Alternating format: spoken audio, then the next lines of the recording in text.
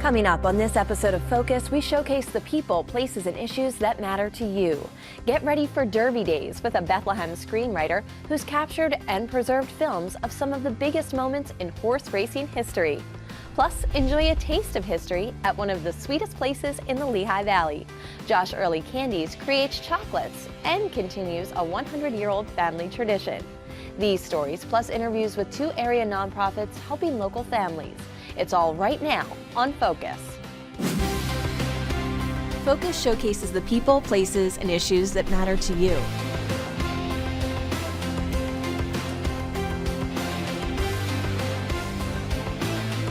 Everybody has a story. These are the stories that uplift and inspire right here in your neighborhood. Focus on what matters. You never know what you're going to see when you tune into Focus. Support for Focus is provided by Univest, banking, insurance, investments, fellowship community, continuing care with spirit, and by viewers like you. Thank you.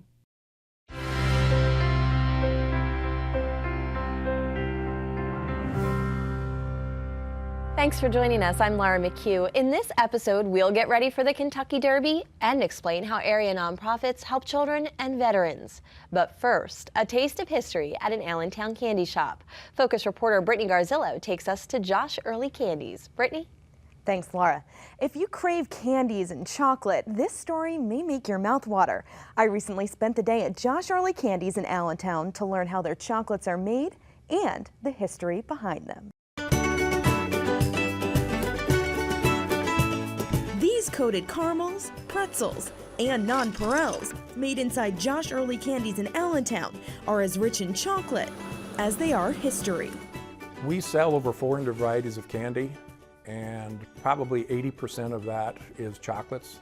Varieties including buttercreams, cordial cherries, and almond bark, made from original family recipes passed down from generation to generation. We're fortunate that people come back year after year, and I think that's a tribute to the individuality of the product, of the customer service, and the way the Josh Earlys of the past built the legacy. A legacy that dates back to the early 1930s, when Josh Early III opened a store in Reading, selling groceries, notions, and candy. In 1909, he joined forces with a guy by the name of Richardson, and they formed Richardson and Early and sold mints and wholesale candy in Reading. Decades later, in 1938, Joshua Early IV and his wife Millie started their own retail business in Reading called Early's Old-Fashioned Chocolates. This is a ledger from Early's Old-Fashioned Chocolates dating back to 1941. Cost of materials in 1941. Cambridge Sweet was chocolate, a brand of chocolate. 13 cents a pound for chocolate. Wow. How times have changed. Butter was 40 cents a pound. Josh Early V carried on the candy-making tradition. He opened a wholesale business in Berks County. And in 1961, he and his wife Marge opened a retail store on Hamilton Boulevard in Allentown under the name Josh Early Candies. Decades later, they moved to their current location on Tillman Street in Allentown. A second retail location in Bethlehem opened in 1982. I think one of the interesting things was we closed the door at 4224 Hamilton Boulevard one night, opened the doors here the next day, and never lost a minute of business. But that was the type of guy my father-in-law was. He had all of his bases covered. Though Josh Early V died in 1993, his business continues to serve the Lehigh Valley with sweets. It's the best candy in the Lehigh Valley, in fact, quite possibly the entire world. Aside from having amazing chocolates, it's a Lehigh Valley family-owned business, which means a lot. Today, Marcy Early Doble and her sister Lisa carry on the family legacy. Marcy's husband, Barry Doble Sr., works as president and owner of Josh Early Candies, and their son, Barry Jr., is a production manager. I will take inventories of the chocolates and get an idea on what we need for the week. I'll be in charge of everything from sourcing raw materials, ordering raw materials, and coordinating the efforts to turn them into the finished product that surrounds us. For Barry Jr., each finished product is a source of pride. I think it's an untold story sometimes. When people ultimately really see the hands-on time and effort that goes into that finished box of a 1-pound box of assorted, it's somewhat mind-boggling, all the effort that goes into it. The process is very labor intensive. A piece of chocolate probably goes through 12 or 14 different inspection points where someone has a hand in the making of that piece.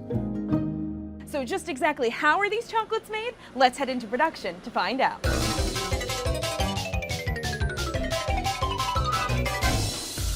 Are you ready? Yes, so what are we making? We are going to make pecan patties. This caramel also was made about an hour ago. Dollop of caramel put on a bed of pecans, and you try to get 5 in a row across. Shake off the excess nuts before you put you've done this before. Next, we put on toppers. What we're going to do now is put the identifying mark on the pecan patties. So it's a matter of taking what is called a topper half and topping each pecan patty with a topper. So you just place it on, give it a little push down into the... So now that we have the toppers on... We're good. They're going through the cooling tunnel. Good job, by the way. Oh, thank you. High Yes. five. And they're being set, the chocolate's being set, and we're going to take them off here on the end of the belt. Ready? I'm ready. Set? Let's do it. Go.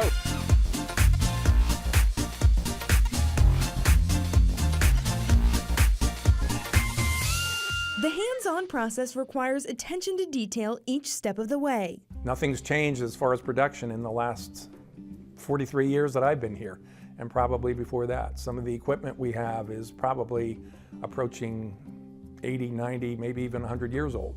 This equipment helps Josh Early Candies produce thousands of pounds of chocolates per year.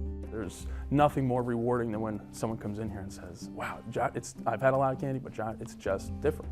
Perhaps for Barry Sr., the reward lies within the family legacy. Here he looks over the ledger from Early's old-fashioned chocolates. What does this mean to you to have an artifact like this of the history?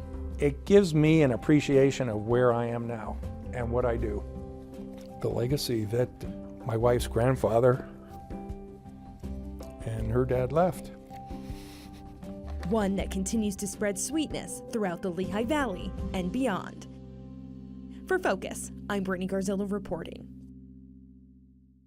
Thanks, Brittany. Our first guests have helped local kids and families in the Lehigh Valley for almost 25 years. From the fun to benefit children and youth, please welcome President Paul Eifler and founding trustee Laura Black. Thank you for being with us today. Thank you for having us. Paul, let's begin with you. What does your organization do and why?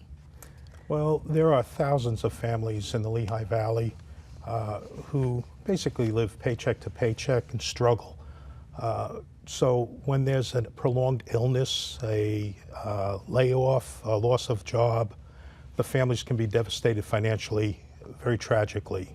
And the children are affected sometimes very tragically from loss of homes, from loss of food, and maybe even relocation to other families. So we help the children that are affected by the hopefully temporary position of poverty and financial distress. So what kind of assistance are you offering, Laura? Well, when organizations and human service agencies are unable to meet the needs of these children, then these providers come to us. And there's an application process that requires them to describe the need in terms of numbers and families. We also ask that they also let us know what other resources they have tried, what they have explored that really have not been able to meet these children's needs. Once these applications come in, the board members look at these applications very seriously. We consider them and we approve most of them, but some of them we have to deny. We are usually called the agency of last resort because we're the last stop that they come to get these needs met. We're talking about critical necessities, things like clothing, bedding, beds, school uniforms, and household necessities. And these are the critical needs that we need to fill, and we fill hundreds of these every year, and over our 25 years, we have helped thousands of children. I can give you an example of a need. That would be great. One need recently was a statistic that we just put together was that in the last month we were able to fund 55 beds. Over a course of a year, over 400 beds. And like I said, over 25 years we've helped thousands of children, and that probably adds up to about 10,000 beds. So many of us take for granted the fact that we're able to provide our children and our own families with a bed, with bedding. And what makes your organization unique in the sense that you're able to provide this? Paul? I think what makes us truly unique is that every penny of every dollar that we take in is used for the benefit of the children. We're very fortunate. We don't own any real estate. We have no overhead at all, so we run very lean. The Board of Trustees picks up any cost, which is basically envelope stamps, that type of thing. So 100% of every dollar that's taken in does go to a child. And Laura, why were you founded almost 25 years ago? Well, 25 years ago, a group of very concerned citizens got together and recognized that there were so many unmet needs. And we did something very simple. We created the Fund to Benefit Children and Youth to raise monies to be able to meet these needs. And we work with vendors in the area and other providers to do it as economically and efficiently as possible. We're very excited to say that we've been talking about 25 years. We'll be celebrating our 25th year, April of 2016.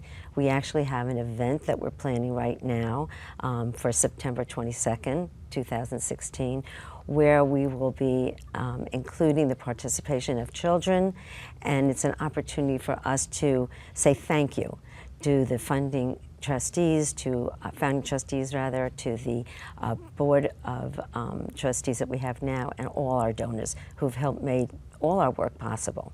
Laura, how has the demand changed over the 25 years that you've been operating? What have you seen? Well, I was a social worker and interagency coordinator in many of the school districts in Lehigh Valley for 22 years.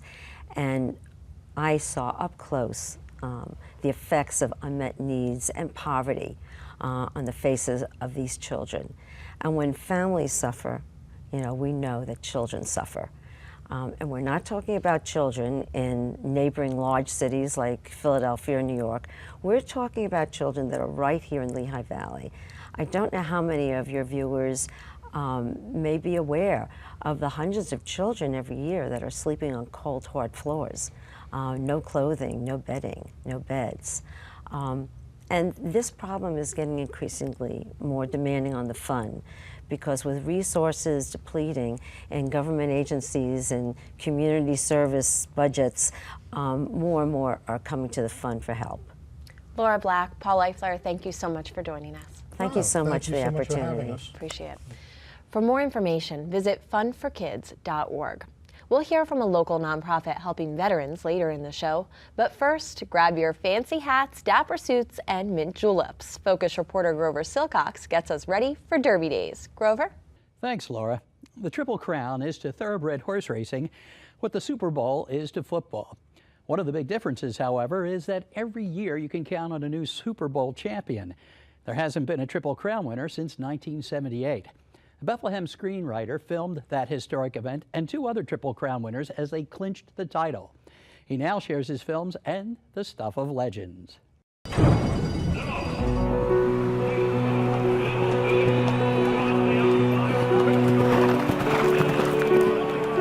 When Secretariat, the powerful chestnut-brown stallion, blew away the competition at the Belmont Stakes in 1973 to become the first Triple Crown winner in a quarter century, Bob Gately captured it all on Super 8 film. Secretariat won by 31 lengths.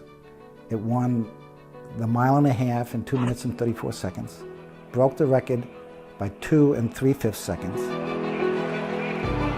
Bob, a screenwriter from Bethlehem, jostled his way through a tumultuous crowd to film the historic race. This is the camera I used. It takes Super 8 film, And when the race went off, I found myself in a struggle between taking the movie and the people around me, nudging me, banging me on the back, elbowing me, especially down in the stretch run.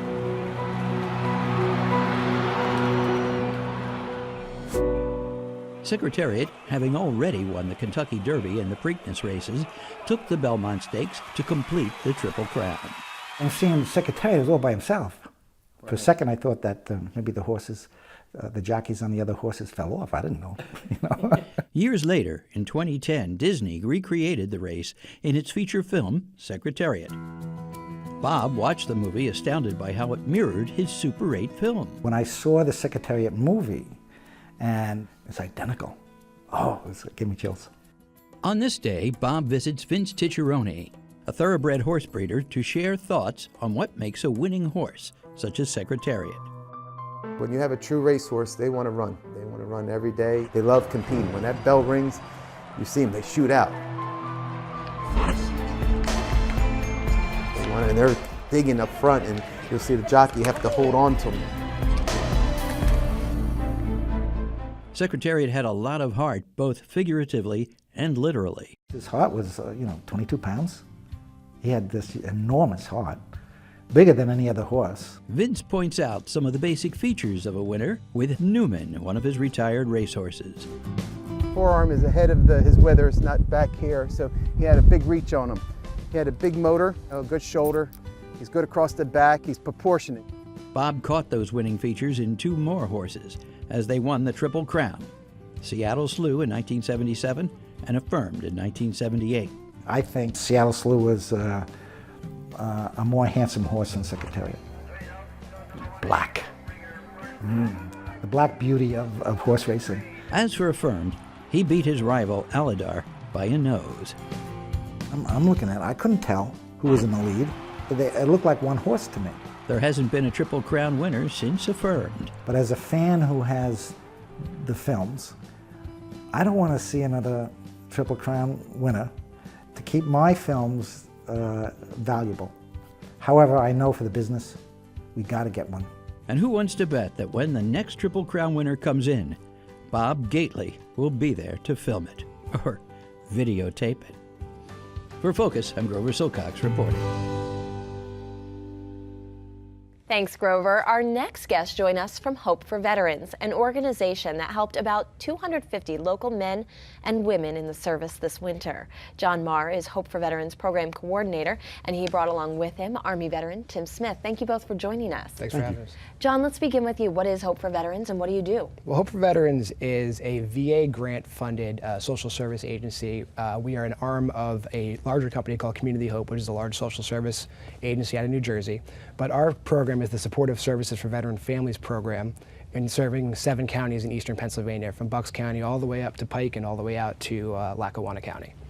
What we do is we target men and women who are either homeless veterans or who are veterans who are at risk for homelessness to get them back into permanent housing or to either rehouse them into more stable housing if they're about to lose their housing. And that's how you met Tim in the fall? Yes. Tim, would you share how Hope for Veterans impacted your life? Well, it impacted my life as an Army veteran, retired. There was a period of time of transitioning from my last duty station coming back home. And what had happened was that there was an issue with finances during that final month.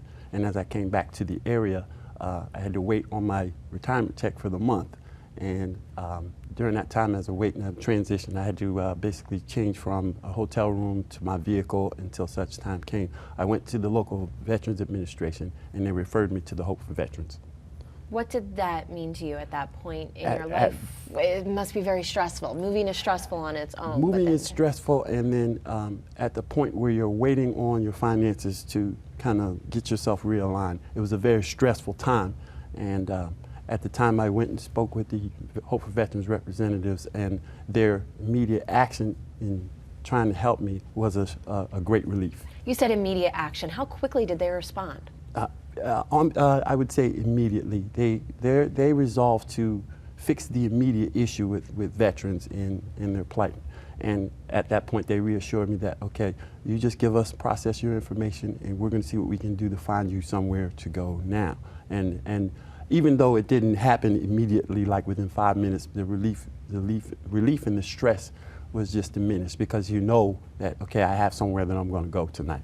And John, how familiar are stories like Tim's? Tim echoes a lot of the tenets of our program. We are a housing first model. We know that probably the most stressful thing for somebody who has a bunch of issues, social issues, is they don't have a place to live. If you don't have a place to live, you don't have a base of operations to work on mental health issues, getting a job, getting back to school, like in Tim's case. When you have a home, you at least have someplace to go back to. You're not going back to under a bridge or in your car or on the streets like a lot of our veterans in the Valley are facing right now. So we are a housing first model. We find that as soon as we get people into the apartments, we can start working on everything else. And like Tim said, the stress is immediately lifted off of our veterans, our returning men and women. How many veterans are living in the Lehigh Valley, and how great is the need for these services? Well, if you ask a bunch of local veterans agencies, including just veterans who are, just normal everyday people who aren't facing homelessness, we're talking the tens of thousands live in the Valley. There's tens of thousands of veterans who have served from World War II all the way through the most current conflicts. As far as people that we're serving in Hope for Veterans, we've served 250 veteran men and women and families this year, in our fiscal year starting in October, and we aim to get serving over 300, and we're slated to serve 300 a year, but we usually surpass those numbers. Are you seeing veterans from specific wars coming more commonly, or specific conflicts more commonly? Well, as time goes on, we're seeing more and more, Operation Iraqi Freedom, Enduring Freedom, New Dawn people, but there's still a lot of guys who came back from Vietnam, in the late 70s, early 80s, and they were totally disenfranchised by the entire VA system, and they've been homeless for decades, a lot of them. And some of them are right here in the Valley. We're still reaching out to them because they still are so distrusting of social services in general. It takes time to get them to come around to even not want to live in the woods anymore. That's how bad it was for them. And I understand you're also serving, I think a lot of the times we still think of men, but now there's a lot of women and families. A lot of women, a lot of single mothers, definitely. And some are even coming to the area. They're in their cars, they're homeless, and from the south, from the west, they come to here, and when they wind up here, they're calling our hotline. We have a 24/7, 365 hotline, which I'll give you. It's 855-483-8466, and that's 24/7, 365. You don't have to be a veteran to call. If you even suspect there's veteran homelessness in your area, you can call to make a referral to our hotline anytime.